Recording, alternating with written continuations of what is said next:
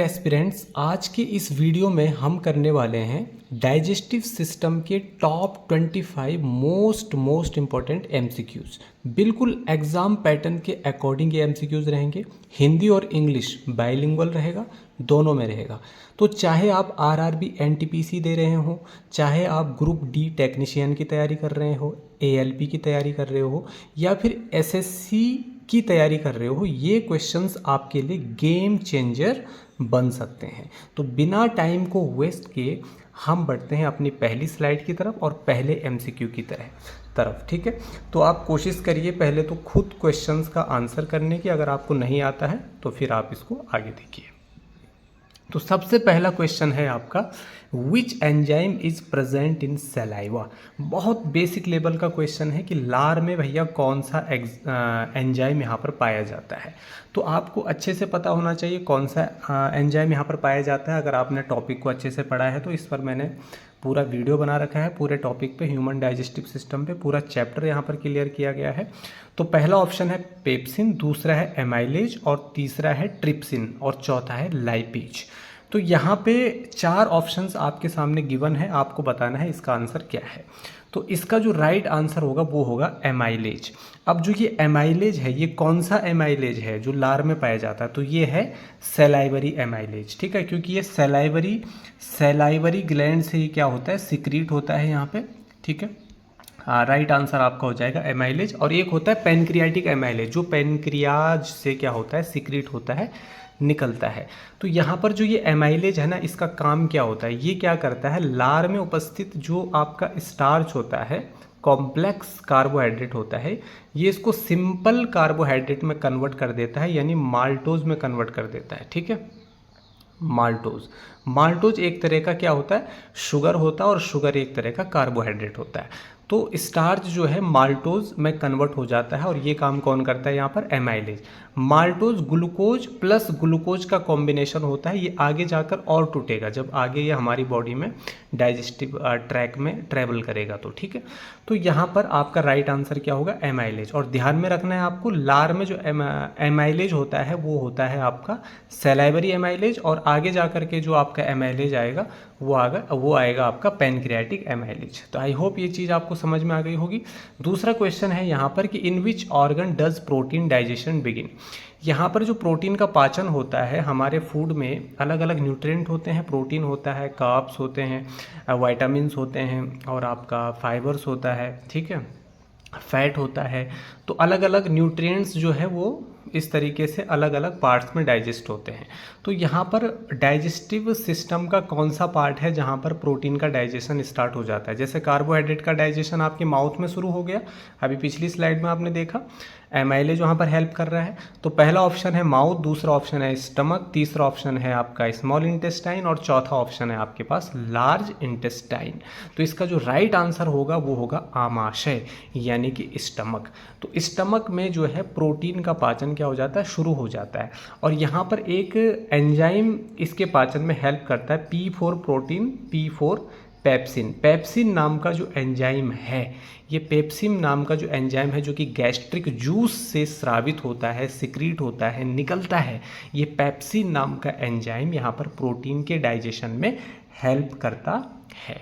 तो right answer will be stomach, अमाशय में। ठीक है, नेक्स्ट क्वेश्चन है, bile is secreted by which organ. यहाँ पर जो पित्त रस होता है वो किस अंग से स्रावित होता है? तो ये होता है आपके लिवर से स्रावित। लिवर के बारे में और क्या बेसिक बात, लिवर एक तो बाइल जूस सिक्रीट करता है, और दूसरा लिवर का इम्पोर्टेंट जो पॉइंट है इसके बारे में याद करना, ये ह्यूमन बॉडी में सबसे लार्जेस्ट ग्लैंड होती है। सबसे लार्जेस्ट ग्लैंड होती है आपकी कौन, liver is the largest gland, मतलब सबसे बड़ी जो ग्रंथि है वो यकृत होती है आपके मनुष्य के शरीर में। ठीक है, तो ये चीज़ आपको याद रखनी है। और दूसरा क्या करता है, ये बाइल सिक्रीट करता है। बाइल क्या करता है, बाइल जो होता है ना, यहाँ पर एक ऑप्शन पित्ताशय भी दे रखा है। तो पित्ताशय में ये क्या होता है, इकट्ठा होता है। तो अगर पूछेगा इकट्ठा कहाँ होता है बाइल, मतलब ये एकत्रित कहाँ होता है, स्टोर कहाँ होता है, कौन इसको स्टोर करता है? तो पित्ताशय पित्त को जो है एकत्रित करता है, मतलब जो लिवर है, लिवर से निकलने वाला जो बाइल जूस है वो गाल ब्लेडर में जा कर के इकट्ठा होता है। और ये क्या करता है, इसका जो नेचर होता है ना, बाइल का जो नेचर होता है वो होता है बेसिक। B4 बाइल जो होता है, B4 बेसिक इन नेचर होता है, ठीक है। और साथ में ये आगे जा कर के ना फैट के इमल्सिफिकेशन में भी हेल्प करता है। मतलब जो वसा का इमल्सीकरण होता है वो कौन करता है, बाइल करता है। तो ये आपने डाइजेस्टिव सिस्टम में पढ़ा होगा, ठीक है। अगला है in which part of the digestive system is maltose first form. जो माल्टोज होता है ये कार्बोहाइड्रेट का एक फॉर्म होता है, शुगर का एक फॉर्म होता है। तो जो ये माल्टोज होता है ये पाचन तंत्र के किस भाग में सबसे पहले माल्टोज बनता है भाई? तो कहाँ पर बनता है? मैंने फर्स्ट स्लाइड में आपको बताया, माउथ में बनता है। क्योंकि माउथ में जो स्टार्च होता है कॉम्प्लेक्स कार्बोहाइड्रेट, उसको सिंपल कार्बोहाइड्रेट यानी माल्टोज में कौन तोड़ता है? तो उसको तोड़ता है आपका कौन, एमाइलेज, ठीक है।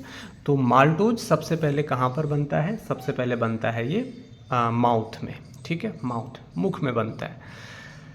विच part of the digestive system stores bile? तो डाइजेस्टिव सिस्टम का कौन सा पार्ट है, पाचन तंत्र का कौन सा भाग है जो पित्त को संग्रहित करता है? तो मैंने अभी थोड़ी देर पहले क्या बताया, गाल ब्लेडर यानी पित्ताशय। निकलता कहाँ से है ये? यकृत से निकलता है। इकट्ठा कहाँ होता है? पित्ताशय में इकट्ठा होता है। काम क्या करता है? इमल्सिफिकेशन ऑफ फैट, फैट को इमल्सिफाई करता है, ठीक है। मतलब जो फैट के बड़े बड़े ग्लोब्यूल्स होते हैं ना, बड़े बड़े जो ग्लोब्यूल्स होते हैं उनको छोटे छोटे टुकड़ों में ये तोड़ता है, मतलब इमल्सिफाइड फैट में कन्वर्ट कर देता है। और आगे जा कर के इस इमल्सिफाइड फैट को लाइपेज एंजाइम जो है डाइजेस्ट करता है, ठीक है। तो अभी वो आगे आ जाएगा, टेंशन मत लीजिए आप। पेट में हाइड्रोक्लोरिक अम्ल का कार्य क्या होता है? देखो, what is the function of hydrochloric acid in the stomach? Hydrochloric acid means HCl। HCl को अम्लों का राजा भी कहा जाता है, द किंग ऑफ एसिड्स बोला जाता है। HCl एक स्ट्रॉन्ग एसिड होता है, एक स्ट्रॉन्ग एसिड होता है जो हमारे पेट में बनता है, जो हमारे आमाशय में बनता है, जो हमारे स्टमक में बनता है। और जो ये HCl होता है ये गैस्ट्रिक जूस से निकलता है। गैस्ट्रिक जूस से 3 चीज़ें निकलती हैं, म्यूकस, HCl और पेप्सिन। क्या क्या निकलता है? पेप्सिन निकलता है, पेप्सिन यहाँ पर मैं मेंशन कर देता हूँ, पेप्सिन निकलता है, म्यूकस निकलता है और HCl निकलता है। HCl जो है ये माध्यम को अम्लीय बनाता है ताकि खाना सड़ने से बच सके, ठीक है। म्यूकस जो है हमको HCl से बचाता है क्योंकि ये बहुत ज़्यादा एसिडिक होता है, बहुत ही ज़्यादा एसिडिक होता है। इतना ज़्यादा एसिडिक होता है कि अगर हाथ में ये एसिड आ जाए तो हाथ को जला सकता है, कपड़े पर होल कर सकता है। और ये हमारे स्टमक में रह रहा है तो इससे हमारे जो स्टमक की दीवारें हैं वो बड़ी नाजुक होती है, वो म्यूकस से प्रोटेक्ट होती है। तो म्यूकस हमें HCl से बचाता है। और ये HCl जो है इस पेप्सिन को ना क्या करता है, इस पेप्सिन को एक्टिवेट करता है। और जब ये एक्टिवेट हो जाता है तो फिर ये प्रोटीन के डाइजेशन में हेल्प करता है, ठीक है। कौन? पेप्सिन। तो यहाँ पर जो HCl है ये इसका जो काम है, ये पूछ रहा है इसका काम क्या है। तो यहाँ पर मुख्य काम क्या है भाई? प्रोटीन को तो ये पचाएगा नहीं, एंजाइम को सक्रिय करना, या हाँ ठीक है, यहाँ पर यहाँ पर HCl यहाँ पर सारे काम करेगा, प्रोटीन के डाइजेशन में भी हेल्प करेगा, बैक्टीरिया को मारेगा, एक्टिवेट एंजाइम मतलब पेप्सिन को एक्टिव करता है। मतलब इसका जो आंसर होगा वो हो जाएगा ऑल ऑफ द एबव। अब आप बोलोगे सर यहाँ पर जो प्रोटीन का डाइजेशन है वो तो पेप्सिन के द्वारा होता है ना, बट उस पेप्सिन को, वो पेप्सिन क्या है? एक एंजाइम है, उसको एक्टिवेट कौन करता है? HCl करता है। जब हम खाना खाते हैं ये हवा के द्वारा कुछ बैक्टीरिया ऐसे होते हैं जो हमारे स्टमक में एंटर कर जाते हैं, वो हमारे लिए हार्मफुल होते हैं। तो उन बैक्टीरिया को ये क्या कर देता है? मार देता है और हमें उनसे सुरक्षित कर देता है। प्रोटीन के डाइजेशन में कैसे हेल्प करता है? तो प्रोटीन का डाइजेशन कौन करता है? पेप्सिन करता है। तो पेप्सिन जो है ना ये सोया होता है, इसको जगाने का काम कौन करता है? आपका HCl। इसको एक्टिवेट कौन करता है? HCl। और फिर ये प्रोटीन के डाइजेशन में हेल्प करता है। तो इनडायरेक्टली तो ये प्रोटीन का डाइजेशन में हेल्प कर रहा है, डायरेक्टली अगर कोई हेल्प कर रहा है पेप्सिन, इनडायरेक्टली कौन कर रहा है? HCl। तो यहाँ पर ये सारे ऑप्शन इसका आंसर हो जाएगा, प्रोटीन का पाचन, बैक्टीरिया को मारना, एंजाइम को सक्रिय करना, ठीक है। तो all of the above is the right answer, ठीक है। Next, what is the function of bile juice? Bile juice का काम क्या है भाई? बाइल जूस क्या करता है? Breaks protein, digest carbohydrates, emulsifies fats या प्रोड्यूसेस इंसुलिन। देखो इंसुलिन को कौन प्रोड्यूस करता है? इंसुलिन को प्रोड्यूस करता है पैनक्रियाज, ब्लड शुगर के लेवल को कंट्रोल रखता है। डाइजेस्ट कार्बोहाइड्रेट, कार्बोहाइड्रेट का डाइजेशन कौन करता है? आपका सैलाइवरी एमाइलेज करता है और पैनक्रियाटिक एमाइलेज करता है। प्रोटीन को कौन डाइजेस्ट करता है? पेप्सिन करता है। तो यहाँ पर बचा कौन सा ऑप्शन आपके पास? ऑप्शन सी बच रहा है, इमल्सिफाइज फैट्स, फैट का इमल्सीकरण करना। फैट के इमल्सिफिकेशन में कौन हेल्प करता है? यहाँ पर पित्त रस, जो कहाँ से निकलता है? लीवर से निकलता है। तो यहाँ पर एक चीज़ समझिए, फैट का जो हमारे बॉडी में जो अलग अलग न्यूट्रिएंट्स होते हैं, कार्बोहाइड्रेट, फैट, वाइटामिन्स, ये सारे प्रोटीन्स, इसमें से सबसे लेट कौन पचता है? फैट पचता है, और इसी के टुकड़े सबसे बड़े होते हैं। तो इसके बड़े टुकड़े को छोटे छोटे ड्रॉपलेट्स में कन्वर्ट कर देना, छोटे छोटे टुकड़ों में तोड़ देने को बोलते हैं इमल्सिफिकेशन। और ये काम कौन करता है? आपका बाइल करता है। बाइल कहाँ से निकलता है? लीवर से निकलता है, और इकट्ठा कहाँ होता है? गाल ब्लेडर में होता है, यानी पित्ताशय में होता है। तो यहाँ पर इमल्सिफाइज फैट्स यहाँ पर राइट आंसर हो जाएगा। कौन सा एंजाइम वसा को पचाता है? Which enzyme digest fats? तो यहाँ पर इसका जो आंसर होगा वो होगा लाइपेज। क्या हो जाएगा? लाइपेज। लाइपेज जो है वो फैट को डाइजेस्ट करने में यहाँ पे हेल्प करता है। ट्रिप्सिन जो है प्रोटीन को डाइजेस्ट करने में हेल्प करता है। एमाइलेज कार्बोहाइड्रेट को डाइजेस्ट करता है। पेप्सिन जो है प्रोटीन को डाइजेस्ट करता है। तो यहाँ पर ये सारी चीज़ें यहाँ पर दे रखी हैं। अब आप बोलोगे सर लाइपेज आंसर कैसे हो जाएगा? अभी आपने बोला कि बाइल जो है फैट को इमल्सिफाई करता है। तो बाइल तो जो है फैट को क्या करता है? इस लायक बना देता है कि आगे जा कर के लाइपेज उसको डाइजेस्ट कर सके। ठीक है, इसको इसने छोटे छोटे टुकड़ों में तोड़ दिया। अब ये हो गया आपका इमल्सिफाइड फैट, इमल्सीकृत वसा। अब इस इमल्सीकृत वसा को, इमल्सिफाइड फैट को लाइपेज जो है आगे जा कर के उसको तोड़ता है। ठीक है, ताकि हमारी बॉडी उसको अच्छे से डाइजेस्ट एब्जॉर्ब कर सके। What is peristalsis? क्रमाकुंचन क्या है? देखो, हमारे पूरे डाइजेस्टिव ट्रैक में खाना जिस गति से चलता है ना, उस गति को क्रमाकुंचन गति कहते हैं, पेरिस्टालसिस मूवमेंट कहते हैं। तो यहाँ पर जो आंसर होगा वो होगा ग्रसनी में भोजन का चलना। मतलब ईसोफेगस में भोजन कैसे चलता है? ईसोफेगस में भोजन चलने किस गति से चलता है? तो क्रमाकुंचन गति से चलता है। धीरे धीरे आगे पुश होता है, धीरे धीरे आगे पुश होता है। जैसा आप टूथपेस्ट को दबाते हो ना, तो उसमें से पेस्ट आगे निकलता है। ऐसे ही ये क्रमाकुंचन गति यहाँ पर चलती है, जिसको पेरिस्टालसिस मूवमेंट कहते हैं। ठीक है, तो ये चीज़ आपको यहाँ पे ध्यान रखनी है। आहार नली का कौन सा भाग जल को अवशोषित करता है? विच part of the alimentary canal absorbs water? देखो, हमारे खाने में पानी भी होता है, तो हमारे खाने में से पानी को अवशोषित करने वाला अंग कौन सा है? एब्जॉर्ब करने वाला जो ऑर्गन है वो है आपका लार्ज इंटेस्टाइन। लार्ज इंटेस्टाइन के थ्रू पूरा जल, पूरा जो पानी होता है, वाटर होता है, वो क्या होता है? एब्जॉर्ब होता है। ठीक है। Which enzyme in saliva? Saliva helps in digestion of starch.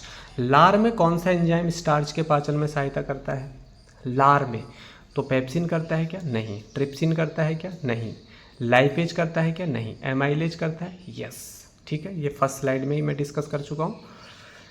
Where does complete digestion of food अकर?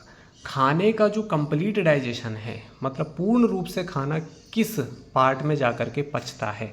तो इसका सही आंसर हो जाएगा आपका स्मॉल इंटेस्टाइन।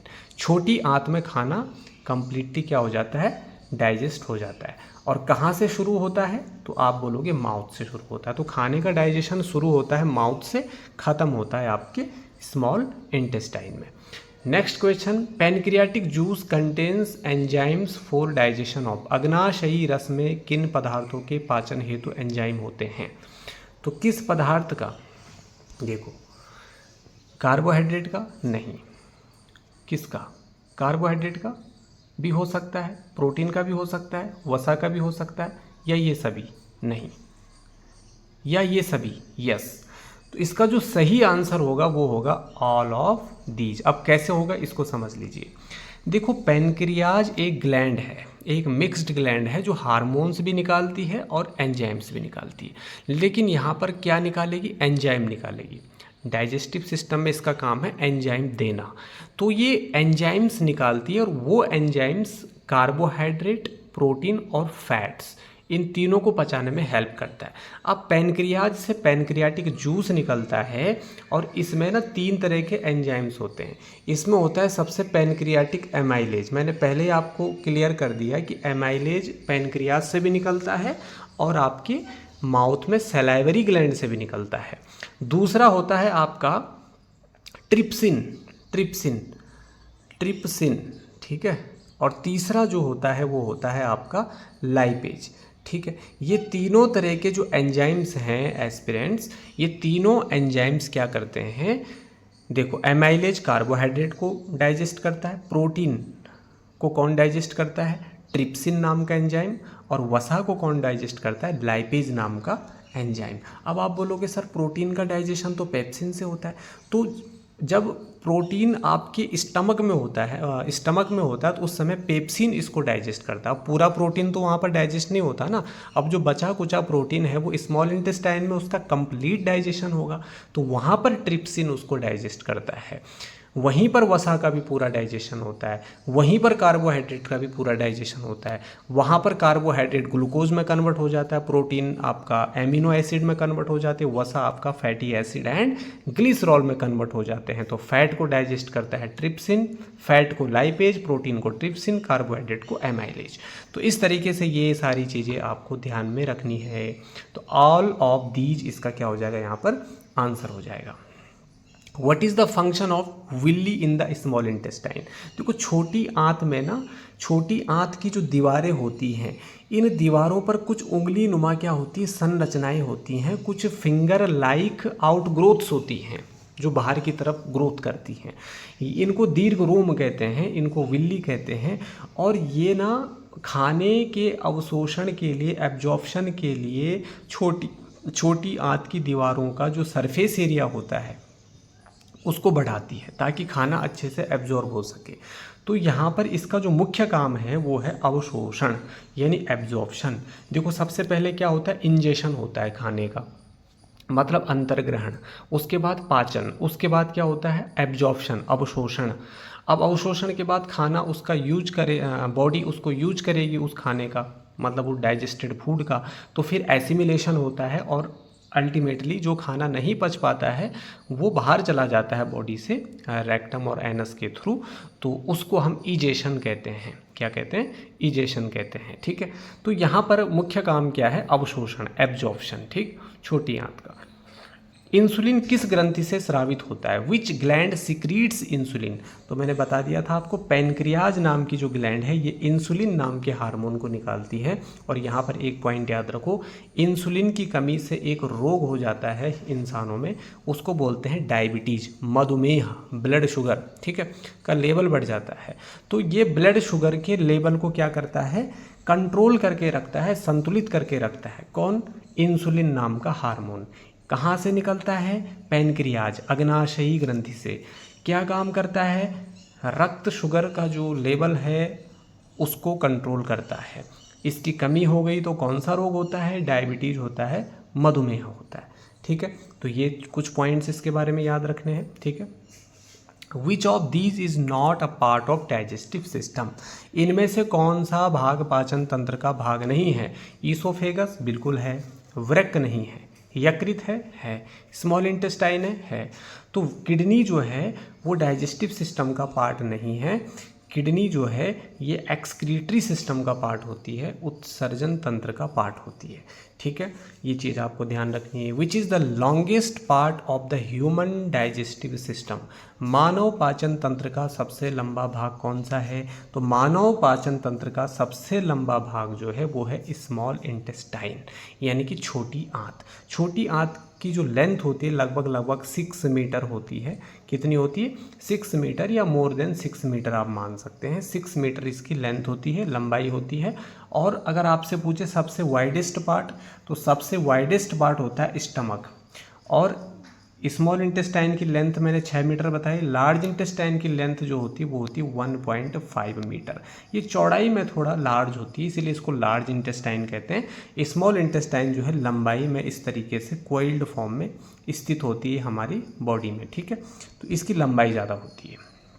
तो सबसे लॉन्गेस्ट पार्ट होता है ये आपके डाइजेस्टिव सिस्टम का। Which of the following is not a digestive enzyme, trypsin, pepsin, amylase या इंसुलिन।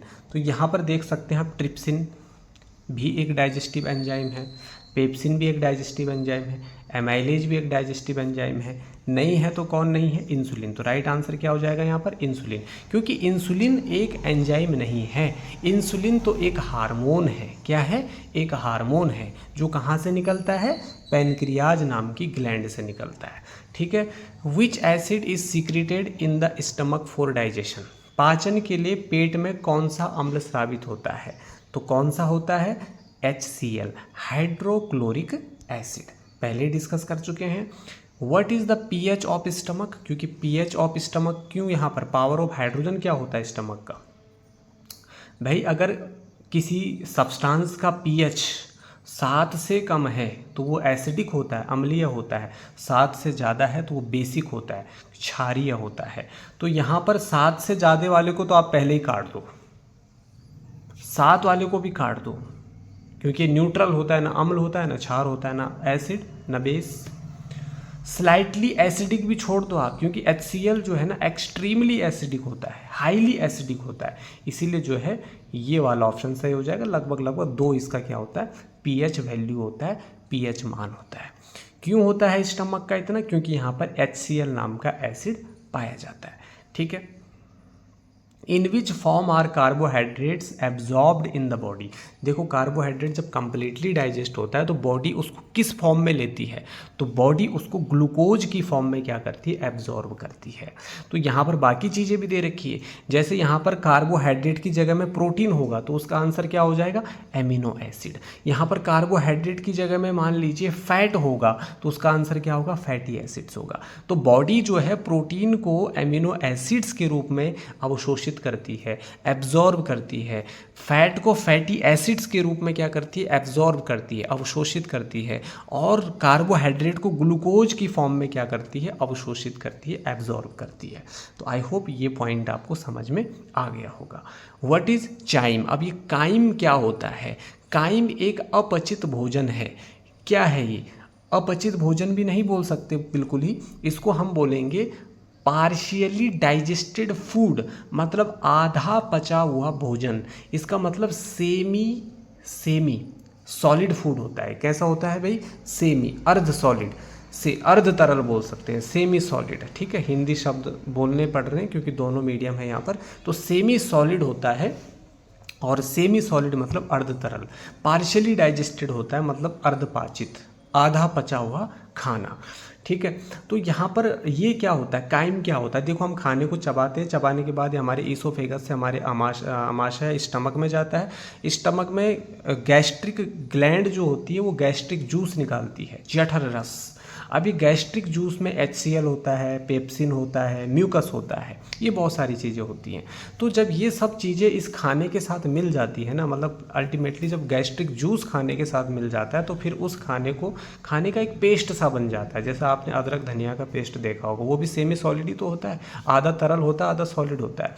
तो यहाँ पर आप बोल सकते हैं पेस्ट बन जाता है। तो इस पेस्ट को हम काइम बोलते हैं। मतलब जब खाने के साथ गैस्ट्रिक जूस मिल जाता है स्टमक में जाने के बाद, खाने को खाना नहीं, काइम बोला जाता है। तो यहाँ पर राइट आंसर बी हो जाएगा, acidic food paste in stomach. ठीक है, एसिडिक फूड क्यों बोला, क्योंकि वहाँ पर उसके साथ HCl भी मिल जाता है, दैट इज एसिड।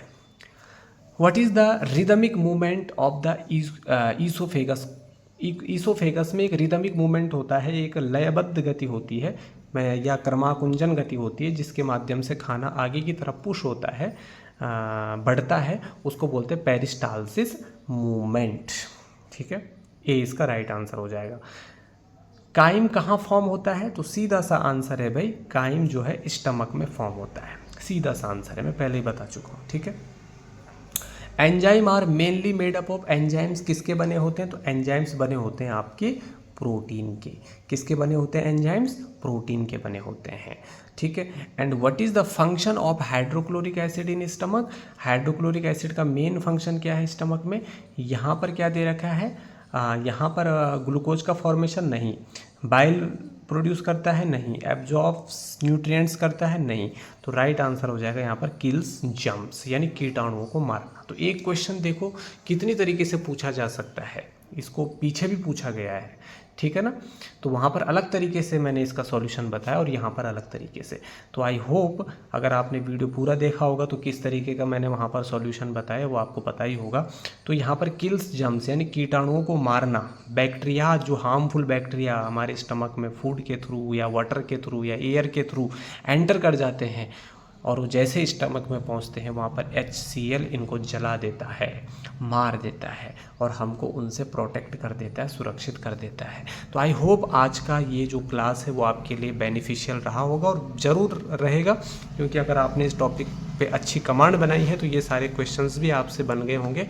इसी तरीके से MCQ फॉर्मेट में मैं जो आपका पूरा सिलेबस है और जो एग्ज़ाम पैटर्न है उसके अकॉर्डिंग मैं यहाँ पर हर टॉपिक के MCQs आपको प्रोवाइड करता रहूँगा, ताकि आपकी एक अच्छी और स्ट्रॉन्ग मतलब प्रैक्टिस हो सके फॉर योर एग्जामिनेशंस। तो thanks for watching today's video guys and all the best for your exams. Stay connected, stay motivated, bye bye.